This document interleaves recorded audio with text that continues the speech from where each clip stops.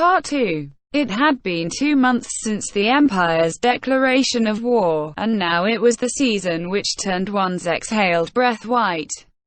In villages all over the kingdom, the bulk of the work had transited from outdoors to indoors.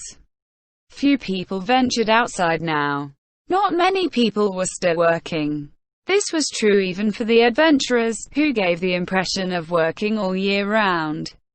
Although there were cases where hungry monsters suddenly appeared in villages and there were emergency requests to fill, there was less to do for the most part.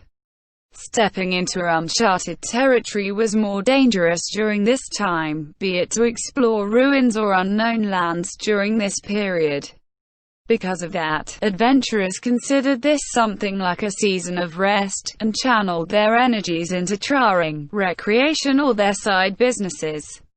That said, the fortress city of Erantal was not like that at present. It was filled with life and activity. This commotion, however, was somewhat different from that of the other cities in the kingdom. The activity here was not born of the usual energy of city life. The source of this activity came from the outermost sector of the three walls. The countless people gathered here were shabbily dressed.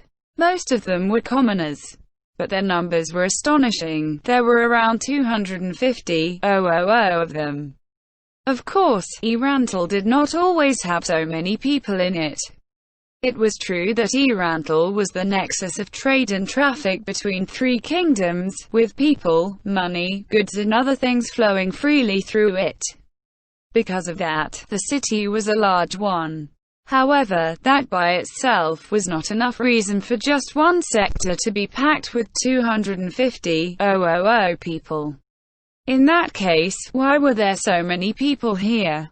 The ones who could best shed light on this was a group of young men, carrying bladeless spears more like sticks. Really many young men stabbed and thrust at dummies made of wood and straw, clad in rusted armor and shields. This was combat traring. Yes, the people gathered here today, all 250 of them, had been gathered for the battle against the Empire. Loud battle cries rang out everywhere. Of course, few of them were actually shouted in earnest. Most of them were gripped by the fear of the coming battle, and they trained to distract themselves from the nagging worry that they would not be going home after this. Even so, not all of them were practicing in earnest. The wars with the Empire were a yearly occurrence. As a result, many people had been broken down by them. There were those who lay down in unobtrusive niches. There were those who vented their frustrations to those around them. There were those who sat down and hugged their knees. The older they were, the more likely they were to do this. They had no fighting spirit at all and only wanted to return home alive. This was the true face of the royal army. Yet, it could not be helped. To begin with, they had been rounded up by force. Then they were told that they would have to risk their lives in bloody battle for no gain to themselves. Even if they managed to return alive, they would return to a wasted harvest, and their lives would be very difficult, like a noose slowly strangling them. This was no different from a drawn-out execution. The wagons rode past the soldiers. Their beds bulged with vast quantities of foodstuffs. Logically speaking, it would be difficult to house and feed 3% of the kingdom's population within a single city. However, Erantal was the front line of the wars with the Empire, and had been designed to accommodate the kingdom's military might. After several battles with the Empire, the city had been prepared to handle 250 people with ease. Their storehouses were massive, and were probably the largest buildings in the city. The supplies kept pouring into those storehouses. The unmotivated people looked fearfully at those wagons. It was as though they were staring at death slowly creeping towards them. Everyone knew what was going to happen next. This was a large-scale transfer of rations. That meant the war with the Empire was going to begin. This was the innermost sector of the Erantal's triple walls. In the center of the city was the mansion of the mayor of Irantal, Panasole Garusdale Retenmai. Although it was a luxurious home worthy of the city's leader, it still paled in comparison to the building beside it. That building was the most impressive in the city, the VIP villa. It was typically sealed up, and only the royal family or those close to them would be permitted to use it. And now, in a room within that villa, several men were gathered around King Ranposa III and the great nobles. Gazef stood silently beside the king, who sat upon a crude throne. A large table dominated the center of the room, surrounded by nobles, who were studying the large map that had been rolled out upon it. There were several troop position markers on the map, and around it were countless scattered documents, nominal rolls, reconnaissance reports, combat logs, monster appearance reports and the like. Although there were water bearers behind them, there was little water left. It was testament to the intensity of the debates that had taken place here. The truth was that fatigue was starting to appear on the distinguished, pedigreed faces of the great nobles. As one's forces grew larger, there were more things which had to be discussed, and more decisions that had to be made. While low-level issues could be delegated to subordinates, they had to coordinate the matters of the nobles within their factions personally. As nobles with their pride on the line, they could not afford to embarrass themselves before others, which only added to their workload. However, that was over now. Marquis Raven, who looked the least exhausted of everyone here, opened his mouth to speak. No, it was better to say that he was always the first to speak. He might have been slighted as a bat, but nobody doubted his intelligence. Having him chair these cross-factional meetings was the fastest way to get things done. Thank you all for your hard work. For the most part, I believe we've finished our preparations within the deadline. From now on we will begin discussing the strategy for the upcoming war against the Empire. Raven's gaze swept across everyone present, and he held up a parchment for all to see. This is a declaration from the Empire that arrived several days ago. It states the proposed site of the battlefield. The concept of proposed battlefield locations stemmed from the fact that battlefields invariably became cursed locations which spawned the undead. Therefore, when battles were to be waged between members of fellow species, they would designate specific locations where they would fight. Assuming both sides agreed, they could do battle there without harming each other's countries. Of course, not all wars were fought like that. Or rather, it was rare for such agreements to be made. However, the kingdom and empire had fought on designated battlefields for the past few years. Even if they took new land, it would be more trouble than it was worth if it spawned undead nearby, and there was no point in defending land from invaders if it ended up cursed and uninhabitable anyway. Both sides shared the same point of view, hence the agreements. For that reason, someone sighed in relief as Raven announced the missive. That noble must have thought this war would be the same as any other, given the familiar nature of the declaration. Then, the battlefield will be. Isn't it the same old place, Marquis Raven? Where else could it be? Indeed. As Marquis Bolorobe says, the battlefield is the same place as all these years. That cursed land enveloped by mist, the Katsa Plains. Specifically, the northwest region. Since it's the same place, does that mean the Empire's invasion will be the same as always? Although the Empire claimed to be helping the magic caster Ainzurgaon reclaim his rightful territory, most of the nobles felt that this was merely a casus belli for them to declare war like they always did. If that was all, Gazef would have agreed, but Raven shook his head. Unfortunately, Marquis Bromarush, that does not seem to be the case. According to my sources, the Empire has mobilized a great deal of military power for this engagement. I sent my subordinates, a team of formerly Orichalcum-ranked adventurers, out to follow up on this. And while they aren't sure of the exact figure, judging by the insignia and badges of the activated units, the Empire has fielded 6 full legions. 6. Consternation rippled through the gathered nobles. The Empire had 8 legions of knights, but up to now, the most they had ever committed for to the field at any one time. But this time, they had brought out 1.5 times that amount. Are they serious? The question came from a noble with an uneasy expression on his face. The 6 legions of the Empire contained 60,000 men. The kingdom had 250,000 men, but although they had the advantage in numbers, the reverse was true in terms of troop quality. I'm not too sure, but we may need to consider that this may not end in a simple skirmish. In the battles to date, where the Empire's 40,000 men went up against the kingdom's 200,000, the Empire would launch an attack, which the kingdom would weather, and that would be the end of it.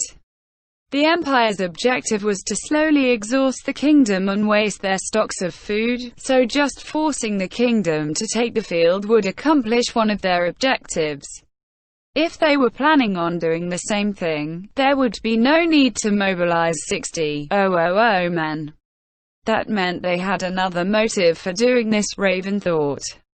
It seems increasing the levy was the right decision to make. However, the increased costs of fielding more soldiers were also a headache. In the past, their battles had been fought during the harvest season of autumn. This war would be fought in winter, requiring expenditures for things like firewood, warm clothing and so on, which had never been needed before. This war was financed by the king.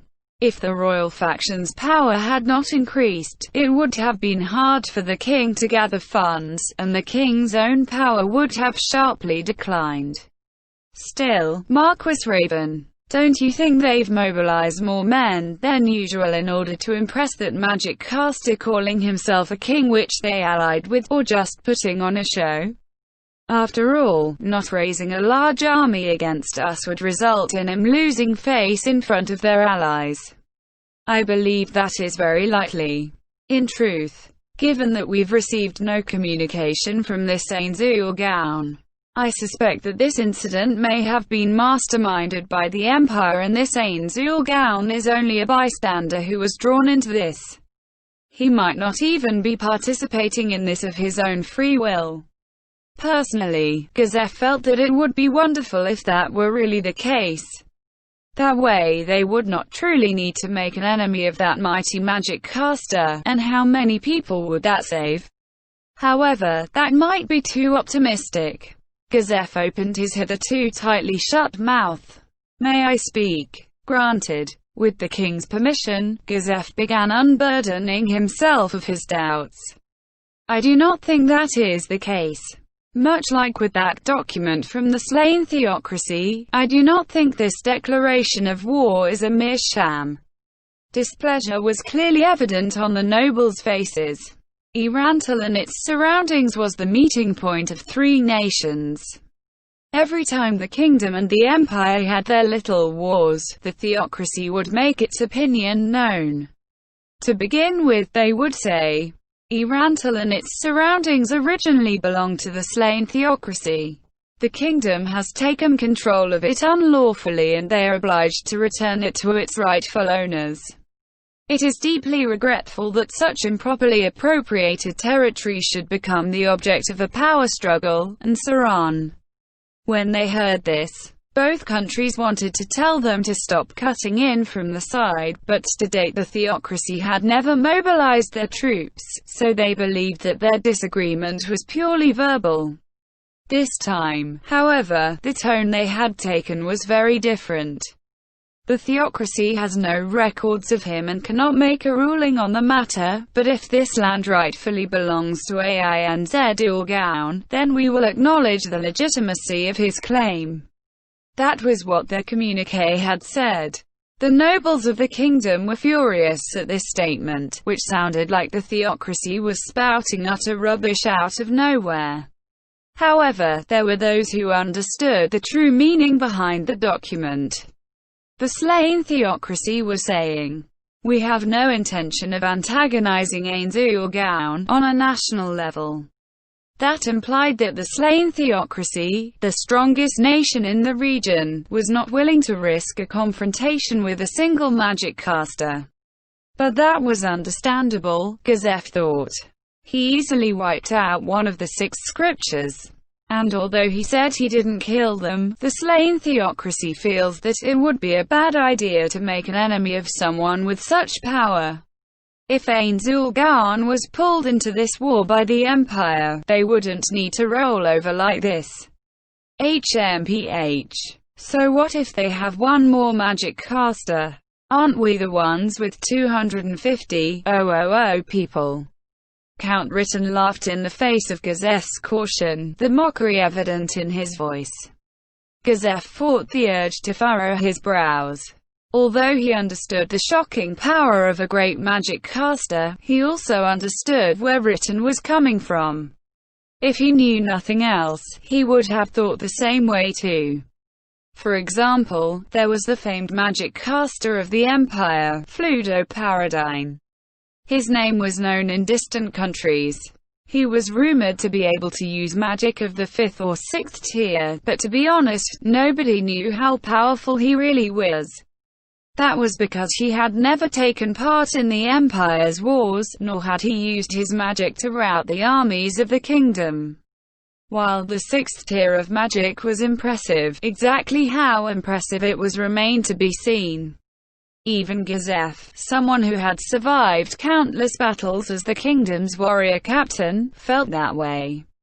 The nobles were not magic casters, but had probably only been told about magic as part of their education. Many of the kingdom's nobles thought little of Fluda, thinking of him as nothing more than a poster boy for the Empire's propaganda. The nobles who had little contact with magic users like adventurers were even more likely to think that way. Count Ritten was one of them. To him, magic casters were little more than stage magicians. Of course, the priests he turned to when he was sick or injured were a different matter. I don't think that's quite right. They can be quite hard to deal with if they use flying magic and attack with area effect spells. Long-ranged attacks can be quite damaging. Of course, professional magic casters won't do things which don't benefit them. Still, the Empire's treatment of Ainzulgaon is just too strange. They wouldn't go this far if he was a simple magic caster, so we had better stay on our guard. Those severe words were spoken by Margrave Uravana, whose head of white hair and wrinkled face conveyed the stern dignity of a senior individual. As the oldest of the 6 great nobles, he was a clear contrast with the young Count Ritten. Every word and gesture of his made the Count nod in reluctant agreement. However, there was someone who opposed him, Marquis Bolorobe. HMPH. Who's this Ainzulgaon? Like Ritten said, what can one man do? If he flies through the air, we'll shoot him down with bows. The same if he attacks from far away. What can one magic caster do? Those stories of magic casters who change the battlefield by themselves are just that, stories. I beg your pardon, but isn't it possible that some of the heroic sagas which the bards might be true? I believe that the warrior Captain Dono is not in possession of all the facts. Stories are embellished to draw attention. After the facts are exaggerated, the stories are well removed from reality. This only gets worse when bards spread stories heard from other bards. However, if they could gather a lot of magic casters that could use Fireball, and how likely is it that they'll be able to gather a whole group of people who can use Fireball? Warrior Captain Dono? Don't think it's too likely. Fireball was a 3rd-tier spell. It would be impossible to amass a large number of magic casters who could use that spell, even if one had the magical academies of the Empire. Then, isn't that the answer? Magic is a good weapon, but no matter how powerful he is, one man cannot change the battlefield. You forgive me, the warrior Captain Dono is a perfect example. While nobody can match yourself in a duel, even you can't slay tens of thousands of people in one go. He was right. Gazef could not find anything to rebut Marquis Borobi's argument. Those tales of slaying 10,000 men with a single spell were dubious at best. Even that granny, Rigrid Borskarau of the 13 Heroes, could not accomplish such a feat. However, the disquiet still lingered in Gazef. Could it be that he had not met a truly amazing magic caster, but was simply clueless? Then, what if it was a dragon? Marquis Brummerush. That magic caster is a human. Why would you even bring up a dragon? No, I meant in terms of one man fighting a brigade. In the first place, there's no point mentioning dragons when we're discussing humans. I don't know what you're all thinking, being so afraid of a measly little magic caster. He turned a sharp glare to Gazef. As nobles of the kingdom, you should be ashamed of yourselves, cowering at the sight of his shadow. Still, it's not like I don't understand the warrior Captain Dono's concern. Then, let us consider Ainzul Ga'an to be a force capable of equaling 5,000 men. F5,000. Count Ritten's eyes went wide. Don't you think it's a little much, valuing one man as equal to 5,000? Equating him to half would still be too much. For one, consider the warrior Captain Dono to be a match for 1,000 men. And given that our warrior Captain Dono is so wary of this individual, we shall count him as being able to battle 5 times that amount. I have faith in the warrior Captain Dono's appraisal of him. You honor me. Although he still doubted that Ainzul Ga'an's combat power was only equal to 5,000 men, that much was already difficult enough to believe. It would be better to thank him and try to improve the other man's mood. With that in mind, Gazef lowered his head. At this juncture, the hitherto silent First Prince Barbaro opened his mouth. If I might be allowed a bit of your time. I've been thinking, why don't we draft those adventurers into the army? After all, they work in the kingdom, so aren't they subject to the kingdom's conscription? Why can't we force them to join the military? I don't recall any law in the kingdom forbidding that. The great nobles glanced at each other. As landlords, they clearly understood the value and power of adventurers. Because of that, they did not think as Barbaro did. On his part, Gazef felt that the reason why Barbaro had such thoughts was because of the king. If the king had granted him a fief to manage, he would not have thought like that. Marquis Ravencroft, my prince, I trust you understand that aside from the copper ranks, every adventurer is stronger than the average soldier. Of course. That's why they'll produce excellent results once they're drafted. They'll be able to defeat the Imperial Knights with ease. I do not dispute that point. However, if we did that, then our enemies, the Empire, for instance, would also conscript adventurers.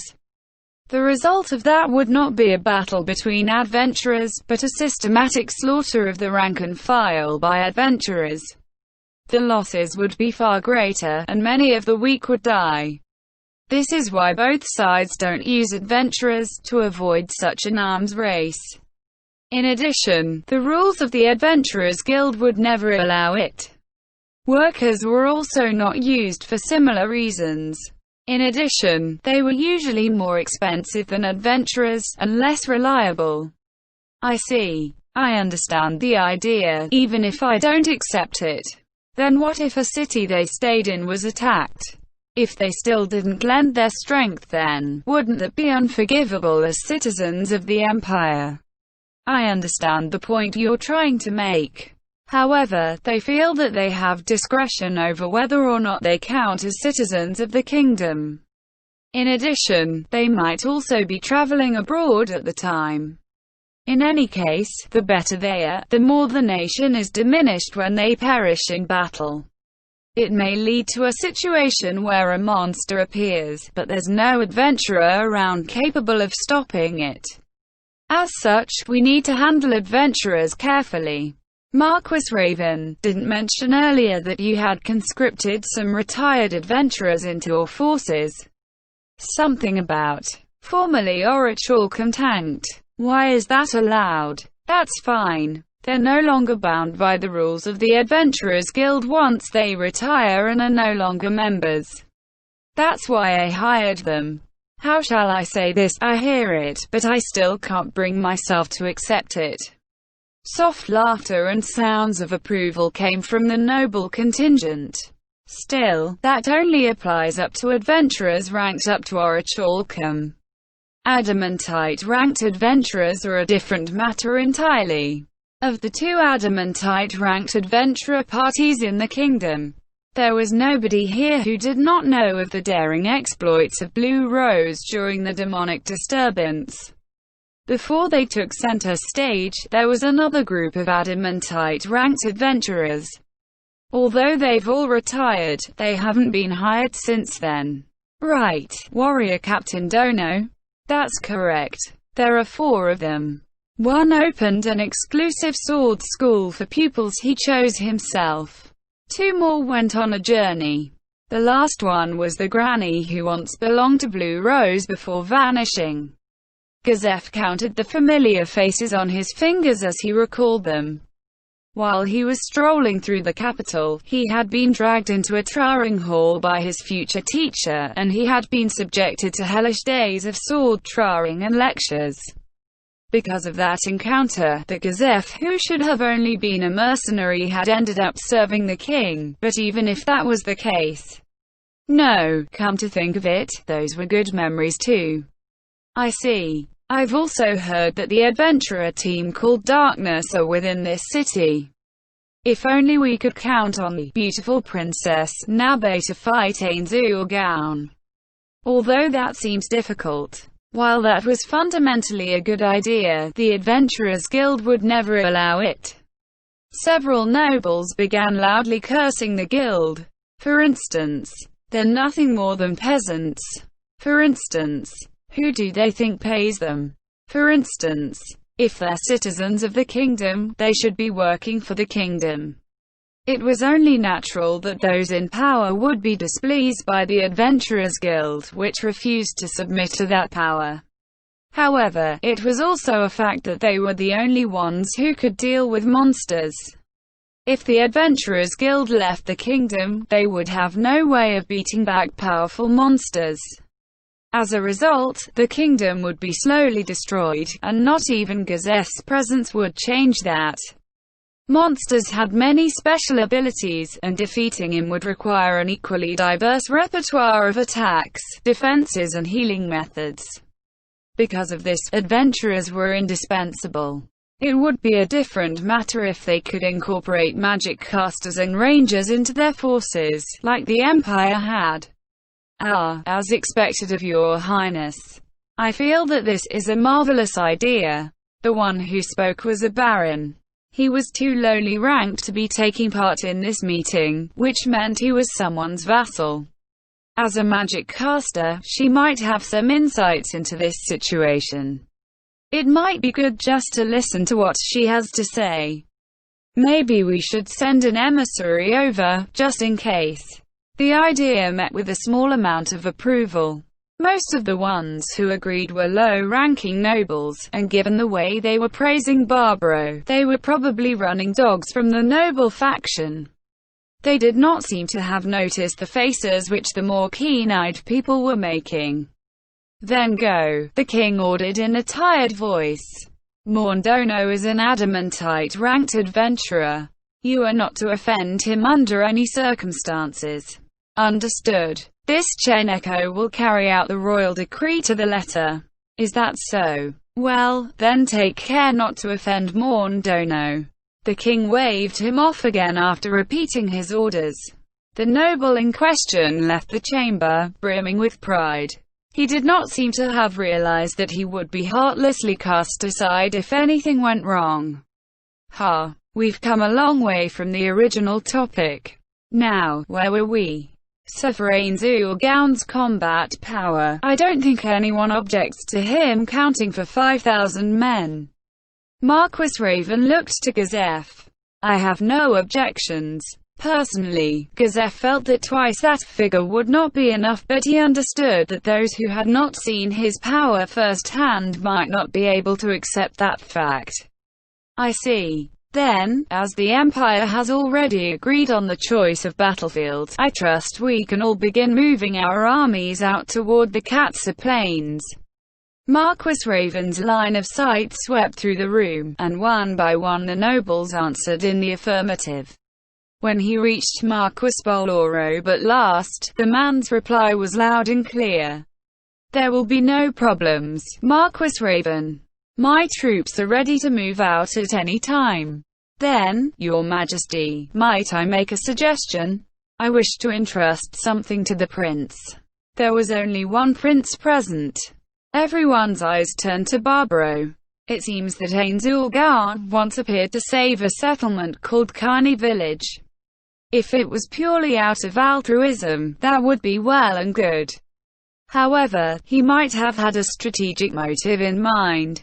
I feel it would be best if we mobilize some troops and try to question the villagers on the details. I would like to entrust the command of that unit to the prince. Marquis. Barbaro glared at Marquis Bolorob. Be quiet, the king said. That is not a bad idea. My son, I command you, go to Kugane village and learn what you can from the villagers. Gazef tried his best not to furrow his brows. If they went to Kugane village now, they would not be likely to learn useful information about that magic caster. In addition, splitting their forces was hardly a wise move, even if it was a comparatively small amount. The king orders and I obey. However, I wish to express that this posting is not of my will. Seeing that the king had no intention of withdrawing his orders, Barbaro lowered his head without bothering to hide the unhappy expression on his face. I will lend you some of my elite troops to accompany you to the village. I will also send noblemen to accompany the prince. The total strength of your unit will be around 5,000 men. I see. You're on guard against a flanking force from the Empire. I expected nothing less of your insights, Marquis Bolorob. Gazef could see the logic in Raven's words.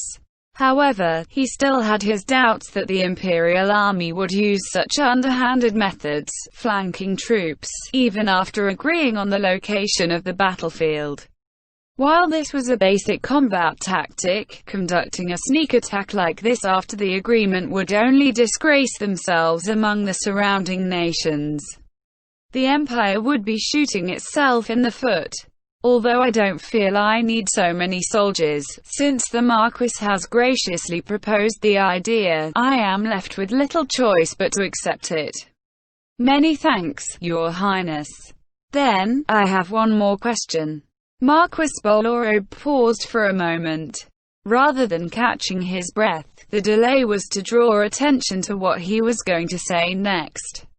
Who will be the overall commander for this battle? I trust nobody will object to myself. The room's atmosphere changed. This was an indirect declaration. It was phrased as a query, but it carried with it the unspoken weight and power of selecting the man who would wield authority over the entire army. If asked who was the better commander between King Ranposa III and Marquis Bolorob, many nobles would point to the latter. This was especially true given that the Marquis forces made up 1/5 of the royal army, 50,000 men. In addition, Marquis Bolorob also commanded elite troops. He had been inspired by Gazef's warrior band, and had thus created a unit of professional warriors. They were very good fighters. Although they were still inferior to the warrior band under Gazef, they were still a match for the Empire's knights, perhaps more than a match. Of particular note were their numbers, which were numbered around 5,000. If they clashed with Gazeff's warrior band, Bolorobi's more numerous elites would triumph by a great margin. If the king was not personally present, command authority would undoubtedly fall to Marquis Bolorob. But since the king was here, it would only be natural to have King Ranposa III as the supreme commander, though the nobles of the noble faction would probably not accept that. Gazeff's face turned stern as Marquis Bolorob placed pressure on the king with his question, but Marquis Bolorob remained unmoved even as he saw Gazeff's expression. To Bolorob, Gazeff was merely a commoner who was good with a sword, and allowing one not of noble blood to remain in this room was nearly intolerable. Marquis Raven: yes, I'll leave it to you. Conduct the army safely to the Katsa Plains. From there, you will also be in charge of the encampment and entrenchment. Understood. Raven nodded in acceptance of the royal decree. Although the spot Bolorob wanted had been snatched away from him, he could not complain if it was Raven. He knew the man was talented, and as a result, criticizing him would be very difficult. More importantly, Raven had broad connections, and many of Bolorob's men owed him favors. If he tried to criticize Raven too harshly, it would only make them doubt him instead. As such, Bolorob had no choice but to grin and bear it. Marquis Raven, my troops will be in your hands. Please let me know if you need anything. Many thanks, Marquis Bolorob. I will be counting on you when the time comes. Gazeff was as happy over the king's brilliant decision as though it were his own. Is there anything else? The king waited for a while, but nobody replied. Then let us begin the preparations to move out. We shall leave tomorrow. It will take us 2 days to reach the battlefield, so do not grow lax in your preparations. Then, you are dismissed. Marquis Raven, carry on. I understand, Your Majesty. The nobles steadily filed out of the room to begin their marching preparations, leaving only the king and Gazeff. Ranposa III slowly turned his head. A cracking sound reached Gazeff's ear. He must have been very stiff. After stretching, an expression of relief bloomed on the king's face. Thank you for your hard work, Your Majesty. Ah, it was hard work indeed. I'm tired. Gazeff smiled wryly to his king. Tiring was an understatement of managing the royal and the noble factions. However, there were still people who were more fatigued than Ranposa III. It's about time. Just as Ranposa III was about to continue, several knocks came from the door. Then the door slowly opened, and the waiting guest entered. He was a plain-looking, plump bulldog of a man who seemed otherwise unremarkable. His scalp reflected the light, his hair was sparse to the point of non-existence, and what little remained was snowy white. His body was round, his belly was fat, and his chin and jowls were flabby. Yet, despite his plain appearance, the light of intelligence sparkled within his eyes. Ranposa III smiled amiably to him. I'm glad you came, Panisole. Your Majesty, said the mayor of Erantal as he bowed to his liege lord. Then, he shifted his gaze. It's been a while, Stronov Dono. Panisole was a noble, yet he was exceedingly courteous to Gazeff, a commoner. It was precisely because he was a man like that which resulted in him being posted to this place. Greetings, Mayor. You took care of me back then. My thanks for arranging to heal my subordinates. I was in a hurry to report to the capital, so I rushed off without properly thanking you. Please accept my apologies. Ah, no, think nothing of it. I understand how important it was for you to report the ambushed warrior captain. How could I be so inflexible as to hold a grudge against you for that? Seeing that both parties were bowing to each other, the king laughed in joy. Panisole, aren't you going to do that wheezing thing with your nose? Your Majesty. There is no need to do so around people who do not patronize me. Or perhaps His Majesty and Stronov don't feel I am a jester who trades on that particular act. Sorry, it was a joke. Please forgive me, Panisole. Ah, no, your humble servant overstepped his bounds.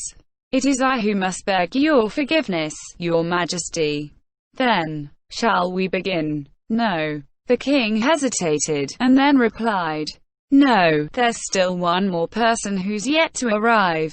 Let's wait for him. Very well. Then, may we first discuss the issue of food costs within the city? After that, I shall report the projections on the kingdom's national strength for the next year, based on the data collected by the Marquis. Umu. The sooner we get these headaches out of the way, the better. As Panisole began to speak, even Gazef, who was unused to managing domestic affairs of state, ended up frowning. His report concerned the alarming state of the country's present and future expenses. The collection of food throughout the kingdom was making food shortages even worse. Of particular note was the fact that the country would continue declining even after the citizens here returned from their conscription. Panisole's predictions were on the optimistic side, and they still painted a dire picture of things. As for the king, his face was a blank mask. How did it get like this? If the empire continues its yearly attacks, the chances of the kingdom collapsing from within will be quite high. Keeping taxes as they are will cause a lot of people to starve to death, and if we reduce taxes, we won't have enough to fund our policies. Ranposa III placed his hands on his forehead, covering his face. This was the result of responding to years of saber-rattling with the empire. By the time they realized the empire's aim of paring away at the kingdom's strength, it was far too late. Your Majesty. How disturbing. If we'd known earlier. If only we dealt with this before the nobles had fully split into their factions. How foolish. Certainly not, Your Majesty. I feel trying to address it would only have caused the kingdom to split into two and triggered civil war, and the empire would have taken advantage of our weakness to invade and conquer us. Gazef was certain of this. The king, Ranposa III, had done a good job. The conditions that had led to this situation were the result of the previous king's inaction.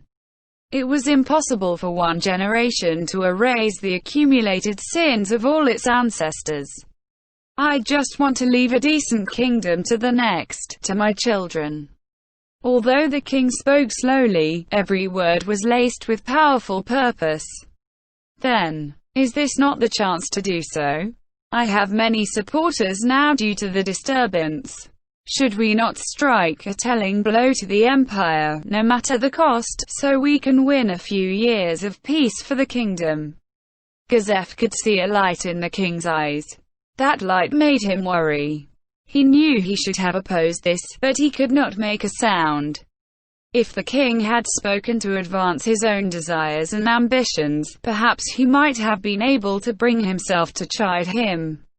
But as he realized the king was speaking of ensuring the safety of his people and country, the words caught in his throat.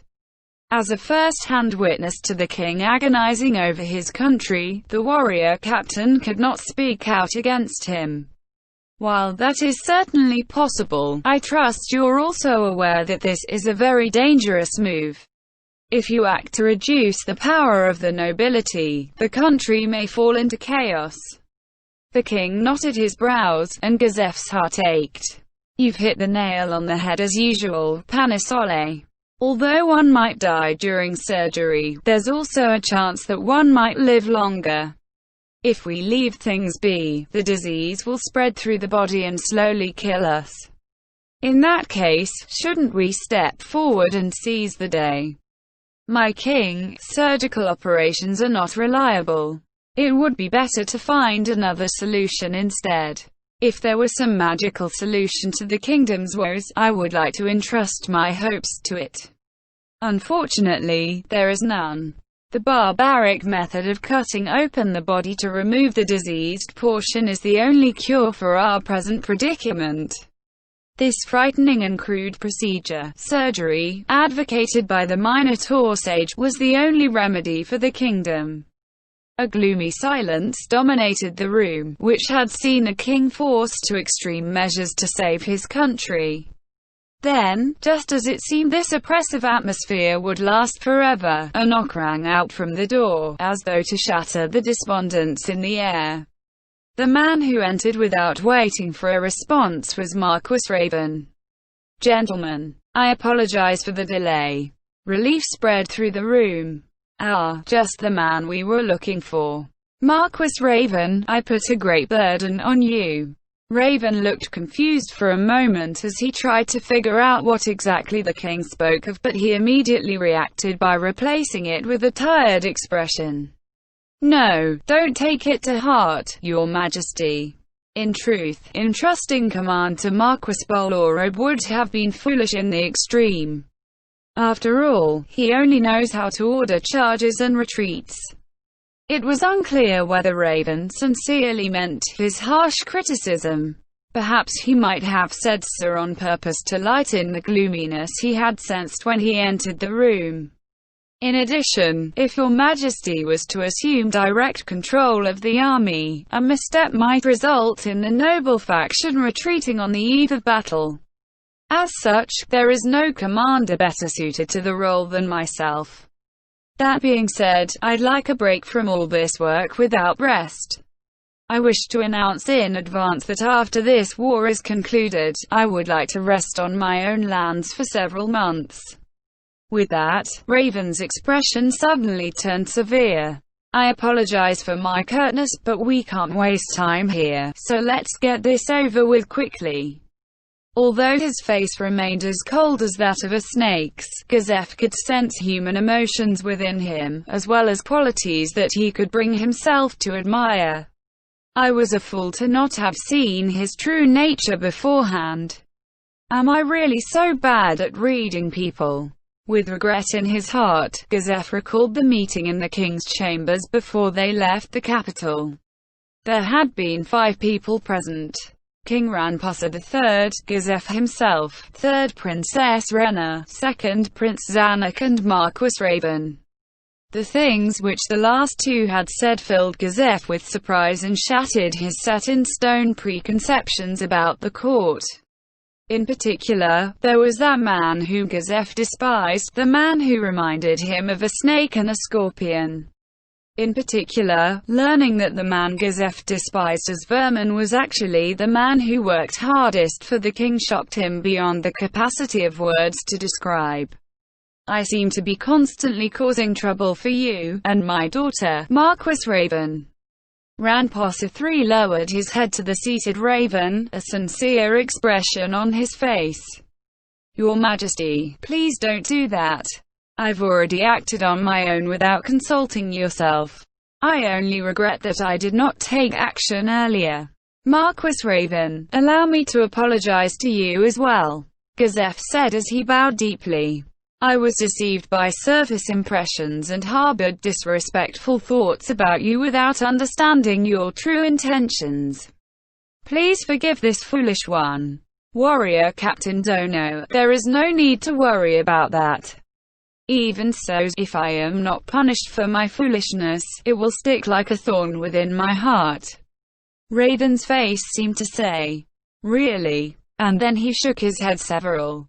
After that, he dictated Gazef's punishment. "I understand. Then, from now on, I shall not address you as Warrior Captain Dono, but as Gazef Dono. Consider that a token of my respect towards you." It was a punishment that did not even count as a punishment. A thought, that he had eyes, but could not see, started growing in his heart, and Gazef replied with sincere gratitude. "Many thanks, Marquis Raven." "Think nothing of it, Gazef Dono. Then, let us begin discussing the direction in which the kingdom will go from this day forth."